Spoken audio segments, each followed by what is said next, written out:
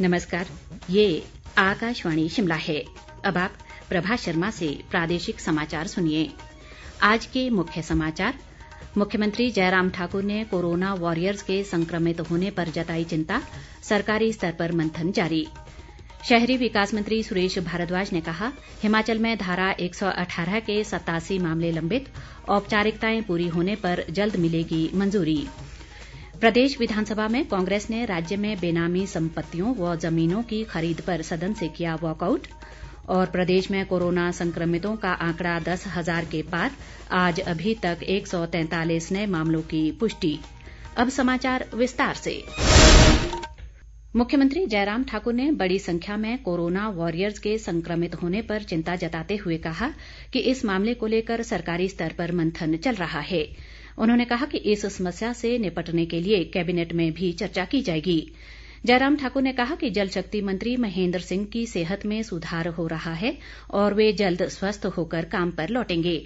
वे आज विधानसभा में नेता प्रतिपक्ष मुकेश अग्निहोत्री द्वारा जल शक्ति मंत्री महेंद्र सिंह के कोरोना संक्रमित होने के 14 दिन बाद भी सदन में न आने का मामला उठाए जाने के जवाब में बोल रहे थे। प्रदेश में भू अधिनियम की धारा 118 के 87 मामले सरकार के पास लंबित हैं, जबकि 122 मामले अधूरी जानकारी के चलते वापस संबंधित उपायुक्तों को भेज दिए गए हैं। भाजपा के रमेश धवाला के मूल और अरुण कुमार के अनुपूरक सवाल के जवाब में शहरी विकास मंत्री सुरेश भारद्वाज ने आज विधानसभा में प्रश्नकाल के दौरान ये जानकारी दी। उन्होंने बताया कि 87 लंबित मामलों की औपचारिकताएं पूरी होने के बाद इनकी मंजूरी दे दी जाएगी।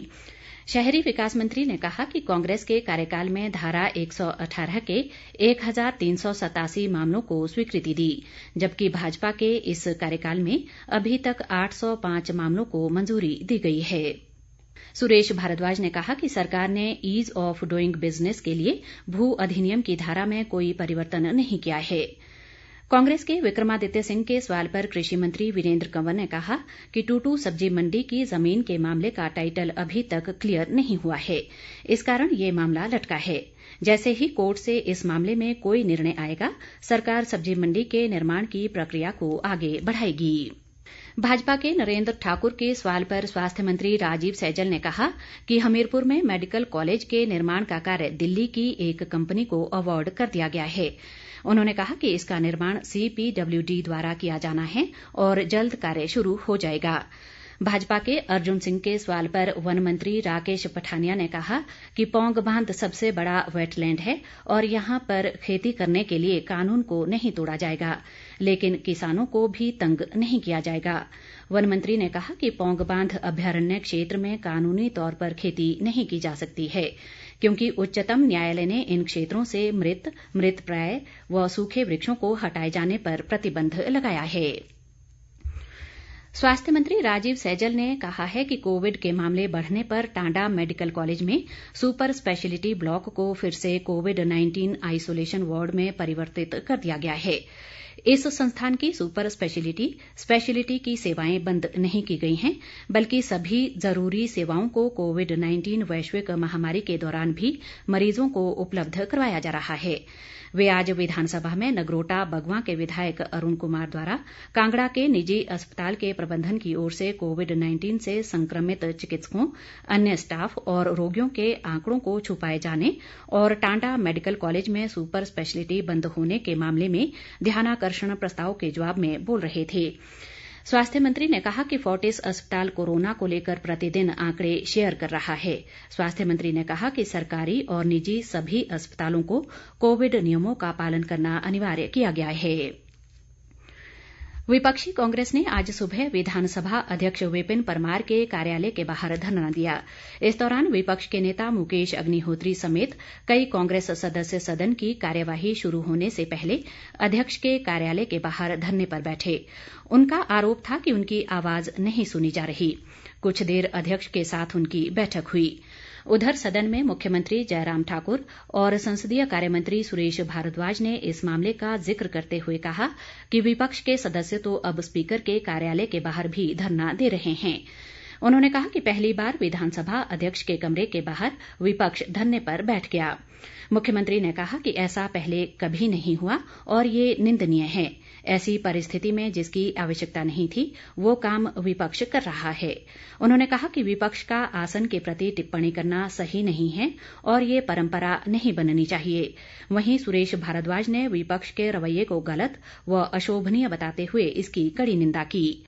प्रदेश विधानसभा में आज विपक्षी कांग्रेस ने राज्य में बेनामी संपत्तियों और जमीनों की खरीद फरोख्त का मामला उठाते हुए सदन में हंगामा किया। सदन की कार्यवाही शुरू होते ही कांग्रेस के राजेंद्र राणा ने राज्य में जमीन खरीद का मामला उठाया, लेकिन विधानसभा अध्यक्ष विपिन परमार ने उन्हें ये कहकर इजाजत नहीं दी कि मामले को आगामी कार्यवाही के लिए सरकार को भेजा गया है। इस पर विपक्ष ने सदन में नारेबाजी की और अध्यक्ष के बार बार आग्रह के बावजूद सदन से वॉकआउट कर दिया। और ब्यौरा हमारे विशेष संवाददाता से।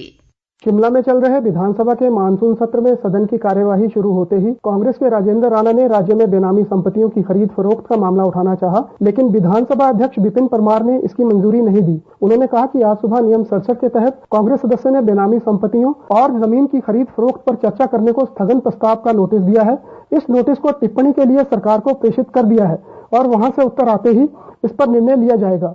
इसके बाद विपक्ष ने सदन में भारी हो हल्ला किया और नारेबाजी की। इस बीच विधानसभा अध्यक्ष के बार बार आग्रह के बावजूद विपक्षी सदस्य अपनी बात पर अड़े रहे और बात न माने जाने पर सदन से वॉकआउट कर दिया। अध्यक्ष ने कहा कि कोरोना मामले को लेकर स्थगन प्रस्ताव पर चर्चा करवाई गई है और जो तथ्य हैं उन पर सरकार से जवाब आने के बाद चर्चा करवाएंगे। बावजूद इसके कांग्रेस सदस्य अपनी बात पर अड़े रहे और नारेबाजी करने के बाद विपक्ष ने सदन से वॉकआउट कर दिया। इस बीच संसदीय कार्य मंत्री सुरेश भारद्वाज ने कहा कि सदन नियमों के अनुसार चलता है और सदस्यों को अपनी बात रखने का अधिकार है। नियम 67 के तहत कोविड पर चर्चा की गई है। भारद्वाज ने कहा कि विपक्ष सनसनी फैलाने के लिए ऐसे मामले उठाता है। उन्होंने कहा कि प्रश्नकाल को बंद कर विपक्ष लाखों रुपए का नुकसान कर रहा है। आज नियम 67 का नोटिस दिया है, उसमें कोई तथ्य नहीं दिया गया है और बिना तथ्य के इस नियम में चर्चा कैसे हो सकती है। वहीं मुख्यमंत्री जयराम ठाकुर ने विपक्ष के व्यवहार को निंदनीय करार दिया और कहा कि प्रश्नकाल को चलाने के लिए बहुत सी सूचनाएं एकत्रित करनी होती हैं, ऐसे में प्रश्नकाल होने चाहिए। सीएम ने कहा कि चर्चा में बने रहने के लिए सदन से बाहर जाना उचित नहीं है। वह इस वॉकआउट की निंदा करते हैं। रितेश कपूर, आकाशवाणी समाचार, शिमला। विधानसभा के पूर्व उपाध्यक्ष व कांग्रेस नेता रामनाथ शर्मा का आज सुबह चंडीगढ़ में निधन हो गया। कुछ समय से बीमार दिवंगत रामनाथ शर्मा चंडीगढ़ के एक अस्पताल में उपचाराधीन थे। ऊना जिला के कुटलैहड़ विधानसभा क्षेत्र से उन्होंने वर्ष 1977 में जनता पार्टी के टिकट पर चुनाव जीता और 1985 से 1990 तक कांग्रेस के टिकट पर चुनाव लड़कर वे विधानसभा के उपाध्यक्ष चुने गए। उनके निधन पर मुख्यमंत्री जयराम ठाकुर, विधानसभा अध्यक्ष विपिन परमार सहित मंत्रिमंडल के सदस्यों ने शोक व्यक्त किया है। पूर्व मुख्यमंत्री वीरभद्र सिंह, विधायक विक्रमादित्य सिंह और प्रदेश कांग्रेस अध्यक्ष कुलदीप राठौर ने भी रामनाथ शर्मा के निधन पर शोक जताया है। प्रदेश में कोरोना संक्रमितों का आंकड़ा बढ़कर 10,000 के पार हो गया है। आज अभी तक 143 नए कोरोना मामले सामने आए हैं। इनमें मंडी जिले से सर्वाधिक 76 मामलों की पुष्टि हुई है, जबकि कांगड़ा जिला से 30, सिरमौर से 12, शिमला से 8, कुल्लू से 7, चंबा से 5, बिलासपुर से 4 और हमीरपुर से 1 कोरोना पॉजिटिव पाया गया है। मौजूदा समय में प्रदेश में 3,610 कोरोना रोगी उपचाराधीन हैं, जबकि अब तक 6,332 मरीज उपचार के बाद स्वस्थ हो चुके हैं। स्वास्थ्य विभाग के बुलेटिन के अनुसार प्रदेश में अब तक 88 कोरोना मरीजों ने इस महामारी से अपनी जान गंवाई है। प्रदेश कांग्रेस अध्यक्ष कुलदीप राठौर ने कहा है कि कांग्रेस पार्टी ने हमेशा ही महिला सशक्तिकरण को बढ़ावा दिया है, जिस कारण महिलाएं आज हर क्षेत्र में आगे हैं। उन्होंने अखिल भारतीय महिला कांग्रेस के स्थापना दिवस पर महिला कांग्रेस को बधाई देते हुए कहा कि पार्टी ने महिलाओं को पूरा महत्व देते हुए राजनीति में उनका योगदान सुनिश्चित किया। अंत में मुख्य समाचार एक बार फिर। मुख्यमंत्री जयराम ठाकुर ने कोरोना वॉरियर्स के संक्रमित होने पर जताई चिंता, सरकारी स्तर पर मंथन जारी। शहरी विकास मंत्री सुरेश भारद्वाज ने कहा, हिमाचल में धारा 118 के 87 मामले लंबित, औपचारिकताएं पूरी होने पर जल्द मिलेगी मंजूरी। प्रदेश विधानसभा में कांग्रेस ने राज्य में बेनामी संपत्तियों व जमीनों की खरीद पर सदन से किया वॉकआउट। और प्रदेश में कोरोना संक्रमितों का आंकड़ा 10,000 के पार, आज अभी तक 143 नए मामलों की पुष्टि। इसके साथ ही ये समाचार बुलेटिन समाप्त हुआ। नमस्कार।